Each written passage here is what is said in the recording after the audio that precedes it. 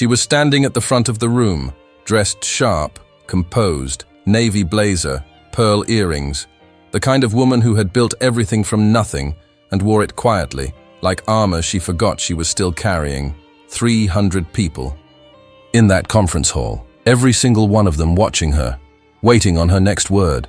Some had flown in from 3 different states just to hear her speak. She owned that room. She always did. And then, a tiny hand tugging at her sleeve. She looked down slowly, the way you do when something interrupts a moment that feels important.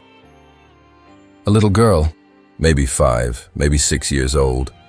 Big brown eyes that took up most of her face. A yellow dress with white buttons down the front. White shoes, slightly scuffed on the toes.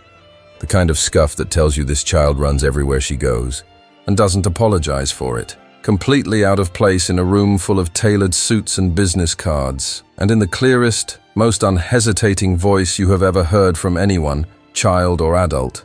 My dad has a tattoo just like yours. 7 words. 7 simple, innocent words from a child who had absolutely no idea what she had just unlocked. And the most powerful woman in that room froze. Not a polite pause, not a professional smile and a gentle redirect back to the podium. She froze. Her breath caught somewhere between her chest and her throat. The hand holding the microphone dropped just slightly, maybe 2 inches. But in a room that quiet, everyone noticed. Her eyes didn't go wide with surprise. They went somewhere else entirely, somewhere far away, somewhere old, somewhere she had not allowed herself to visit in a very, very long time. Now you might be thinking, it's just a tattoo. People have matching tattoos all the time. What's the big deal? And that is exactly the right question. Because this was never about ink. This was about a wound that never fully healed. A name she hadn't spoken out loud in years. A piece of her own story she had buried so far beneath the titles and the achievements and the perfectly composed public face. She had almost convinced herself it wasn't there anymore. It was still there. It had always been there. Stay with me. Because by the time this story ends, you are going to understand why some marks on our skin are not decoration. They are survival. They are love. They are the people we carry when we can no longer carry them any other way. Her name was Margaret. Though by the time she was running a company with 400 employees, a board of directors, and a corner office on the 31st floor of a building she had helped finance, most people called her Ms. Calloway. Had earned that name. Every single syllable of it. She grew up in a small town in rural Ohio. The kind of town where the streets go quiet at 9 o'clock and everybody knows your daddy's truck by the sound of the engine 2 blocks away. Where people wave at strangers and genuinely mean it. Where front porches still get used. Those of you who grew up in a place like that, you know exactly what I'm talking about. Her father's name was Roy. Roy Calloway was not a complicated man, and he would have taken that as the highest compliment you could give him. He worked at the same steel plant for 31 years. Same brown jacket every winter, same pot of coffee every morning at 5:15. He said what he meant. He meant what he said. He didn't talk much, but when he did, the room got quiet, because people understood instinctively that Roy Calloway did not waste words, and on his left forearm, faded with age and sun and 30 years of hard labor, but still visible, still clear if you knew to look, was a tattoo, an anchor, old-fashioned, simple, the kind merchant sailors wore on their skin like a prayer, and underneath it, in small worn block letters, one word, hold. Margaret asked him about it once. She was 8 years old, sitting on the back porch steps, watching him fix a screen door with the same quiet concentration he brought to everything. In life. Daddy, what does that mean? Hold what? He didn't look up right away. Kept working. Tightened a screw. Then set the screwdriver down slow and looked at her with those steady gray eyes that never once flinched from hard truth. Means, when everything's pulling you under, you hold, that's all. You just hold. She never forgot that. She never forgot him. Roy Calloway had a heart attack on a Tuesday morning in October. Margaret was 26 years old. She had just started her first real professional job, entry-level, underpaid, still figuring out who she was supposed to become. She got the phone call at her desk. She drove 4 hours to that small Ohio town, and she sat beside her father's hospital bed for 6 hours before he passed, holding his left hand, the one with the anchor on the forearm. She held it so tightly that when the nurses finally, gently guided her out of the room, she had to remind her own fingers to let go. She was not ready. She would not be ready for a long time.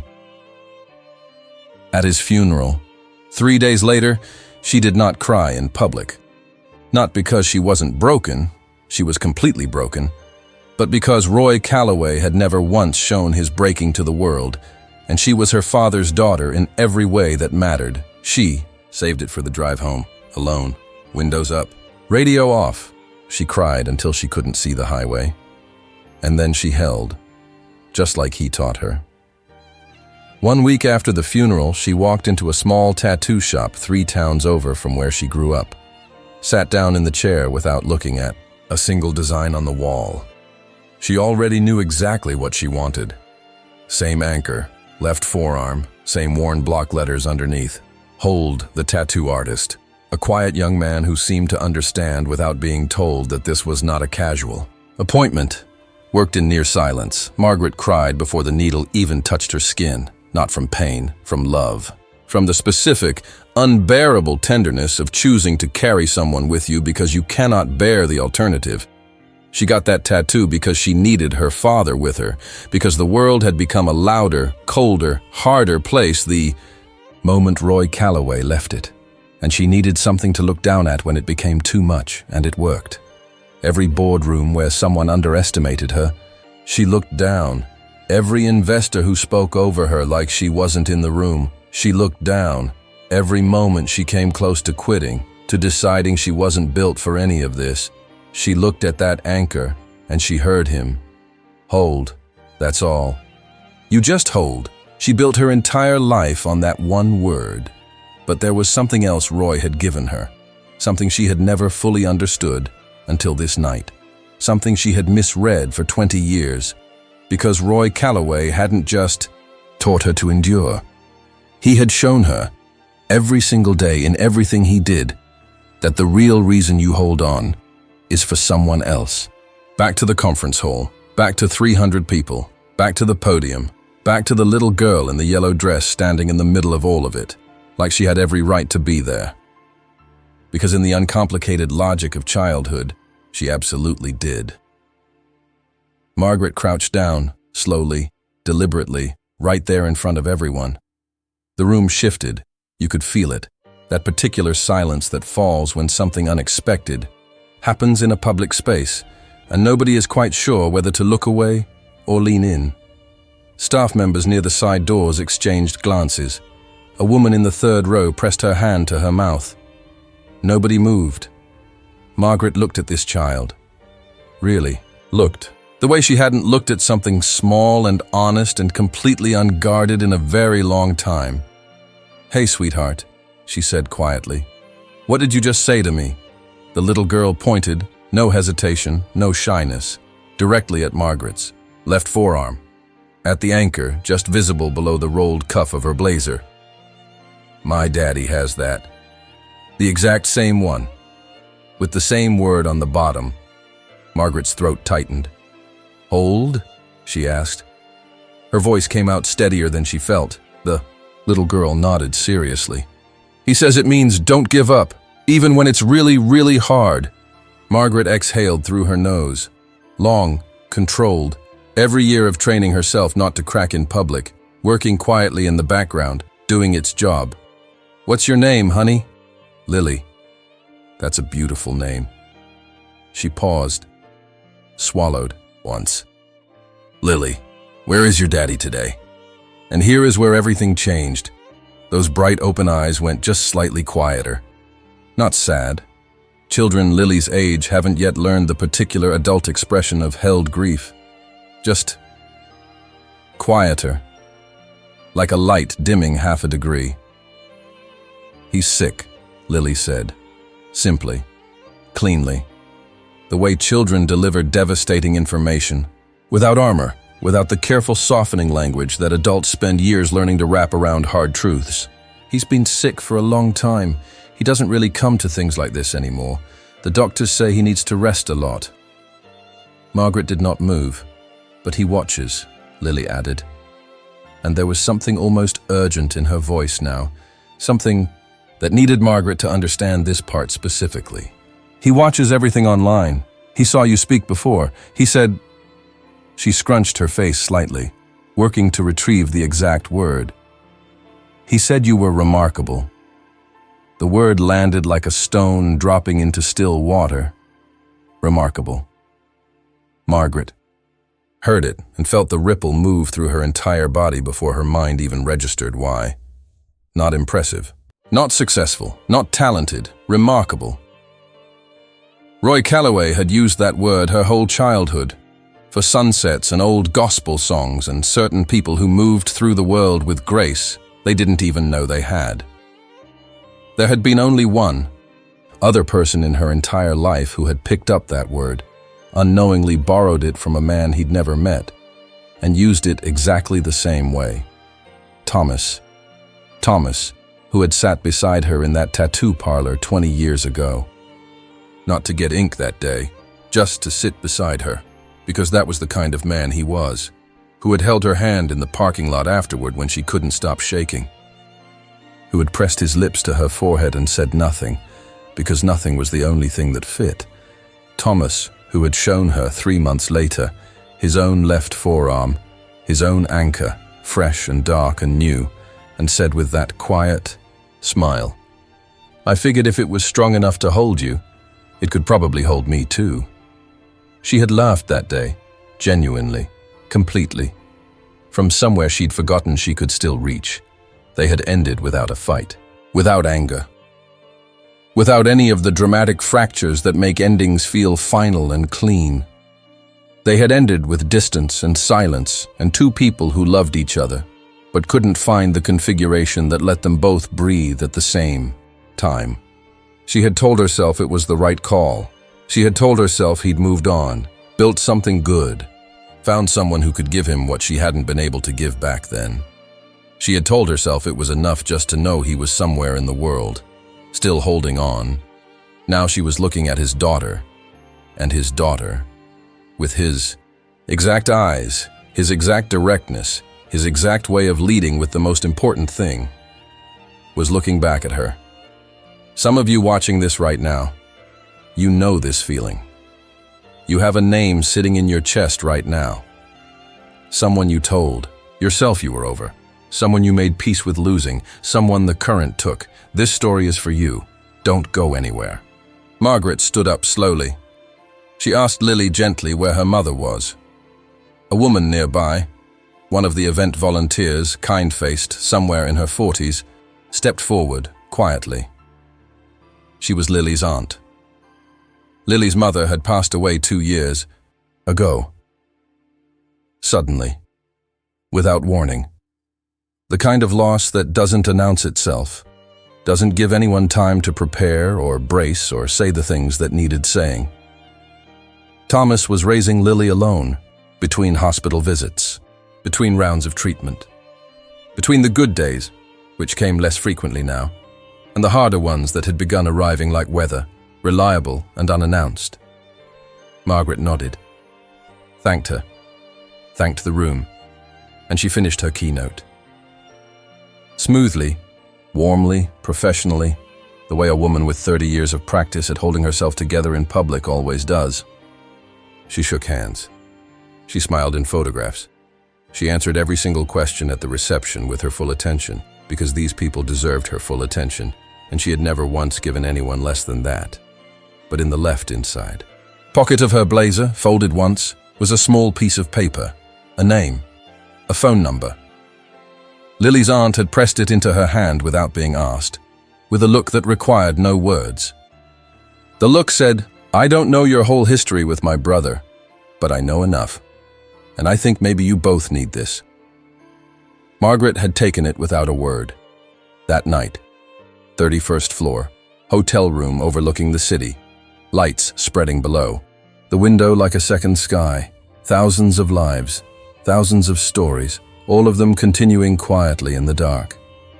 She sat on the edge of the bed, still in her blazer, shoes still on, and held that piece of paper in both hands, and thought about Roy, about a back porch in Ohio, and a screen door, and a man who fixed things quietly and loved loudly in all the ways that never made the newspaper, but built a person from the inside out. Brick by invisible brick. Hold, that's all. You just hold. She had held Daddy. She had held through everything he'd ever prepared her for. The setbacks, the slammed doors, the years when progress was so slow, she measured it in millimeters just to see it at all. She had held beautifully, through every hard thing. But there were other things she hadn't held. Softer things. The kind that don't announce their importance until they are already gone. The kind you convince yourself you can afford to release. Because you have so much else to hold on to. She looked down at her forearm, the anchor, 20 years old now. The edges slightly softened with time, the way all true things soften without losing their meaning. And for the first time, the first real honest time, she asked herself a question she had never let herself ask before. Dad, when you said, hold, did you mean the work? Did you mean the climb? Did you mean the version of me that needs absolutely nothing from anyone and calls that strength? Or did you mean something else entirely? She already knew the answer. Roy Calloway had been married to the same woman for 44 years, had held her hand through every hard season without being asked, had cried exactly once in front of Margaret, the day her mother came home from a health scare that had lasted 3 terrible weeks, and had looked briefly embarrassed about the tears, and then quietly decided he wasn't embarrassed at all. Her father had never been talking about ambition. He had been talking about love, about showing up, about not letting the current take the people who matter most, about understanding, and this was the part she had gotten wrong for 20 years, that holding on is not a solo act. It requires someone worth holding for. She picked up her phone, sat with it in her hand long, enough that the screen went dark and she had to wake it again. Then she dialed. It rang once, twice, 3 times. And then, a voice. Tired around the edges, a little rough with illness and time. Slower than she remembered, but warm in that specific, irreplaceable way that doesn't change regardless of how many years, how many miles, how many silences pile up between 2 people who once knew each other completely. Hello? Margaret closed her eyes. Thomas. It's Margaret. Silence. Not cold, not angry, not the silence of someone caught off guard by an unwelcome intrusion. The silence of someone who has to take a moment because the thing they stopped letting themselves hope for just walked through the door. I met your daughter. Today, she said softly. She has your eyes, and apparently your terrible taste in tattoos. A sound on the other end. A laugh. Broken open and quiet and completely real. The kind of laugh that only happens when something inside you cracks just enough to let a little light back through after a very long dark. And something in Margaret's chest. Some knot pulled so tight for so long that she had stopped feeling it as tension and simply accepted it as the permanent shape of herself. Loosened. Just slightly. Just enough. They talked for 2 hours. She flew to see him 3 weeks later, and those 3 weeks were not easy or clean or simple. They were complicated and terrifying in the specific way that second chances always are, because by the time we get them, we are old enough to know exactly what we are risking. She went anyway. She brought Lily a book about the ocean, full of ships and anchors and illustrations so detailed that children traced them with their fingertips for hours. And on the inside cover, in her own handwriting, she wrote, "For Lily, hold on to the good ones. Your grandfather taught me that. I should have listened sooner. Some people will hear this story and say, that's too clean. Life doesn't resolve itself that neatly, and sometimes they are right. But sometimes, not always, not as often as we'd like, but sometimes, Grace shows up wearing a yellow dress and scuffed white shoes, asking the exact right question at the exact right moment. And if you are wise enough and humble enough and brave enough to not walk away from it a second time, that is not luck. That is what happens when you finally understand what Hold was always asking of you. It was never asking you to white-knuckle your way through life alone. It was asking you to hold on to the people who make the holding worth it. Before I ask you to do anything, just breathe for a second. Sit with that story, because I don't think you found this video by accident today. I think something in you needed to hear about second chances, about anchors, about a word a father said on a back porch in Ohio. A word that traveled through decades and grief and distance and finally landed exactly where it was always supposed to go. Maybe you had a Roy in your life. Maybe you still do, and you haven't called lately. And something in this story is pressing down on you right now with the weight of everything unsaid. Or maybe your Roy is gone, and you carry something of his, a phrase, a stubborn habit, a way of pushing through when everything in you wants to stop, that you've never been able to put into words until just now. And maybe, just maybe, there is a Thomas somewhere in your story too. Someone the current took. Someone you told yourself you were over. Someone you let go of, not because you stopped loving them, but because you convinced yourself that holding on to them and holding on to everything else at the same time was more than you could manage. If any part of this story lives inside yours, I want you to do one thing right now. Drop it in the comments. One sentence, one name. One thing your father, or the person who shaped you most, gave you that you still carry today. It doesn't have to be long. It doesn't have to be polished. It just has to be true. Read the comments too. You will find yourself in someone else's words. That is what this community is built for. Not to perform, but to recognize. To look at a stranger's story and say, I know that feeling. I've been in that room. If this story reached something real in you today, share it. Send it to someone who needs a reminder that it is never too late, that the best chapters don't always come first, that the people who matter most are worth every terrifying, uncertain second chance reach. And if you believe that stories like this one still matter, that they still heal, still connect us to each other across every distance and every year that passes, then subscribe and come back. Because every single week I will be right here, with another story worth staying for, with another anchor, with another word that was always meant to reach you. Some marks don't fade. The best ones were never meant to. Hold on.